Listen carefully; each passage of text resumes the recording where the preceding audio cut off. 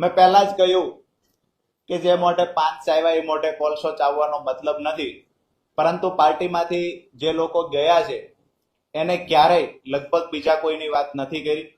શા માટે એને તકલીફ છે એ મને સમજાતું નથી, પણ હું એક વાત ચોક્કસથી કહીશ કે ગોપાલભાઈ આમ આદમી પાર્ટીને ક્યારે ઊભી નહીં થવા દે. રાજુભાઈ, અત્યારે તમે બોલ્યા કે આવનારા દિવસોમાં સત્તા પક્ષ સાથે જોડાશો, જ્યારે તમે જેલમાં હતા, પ્રવીણભાઈ એવું કહે છે કે આ બધાય વાતનું જીતું પાયા ત્યારથી મંડાઈ ગયા હતા, ત્યારથી રાજુભાઈ ખૂબ જ ચિંતામાં હતા અને ત્યારથી તેને બધું કે આ વ્યૂહરચના બનાવી દીધી. પ્રવીણભાઈ એવું કહે છે કે રાજુભાઈ ત્યારથી ચિંતામાં હતા. મને તો ચિંતા એ વાતની હતી કે પોણા 4 મહિનામાં મારી પાર્ટીનો એક પણ વકીલ અહીંયા મળવા શા માટે નથી આવતો.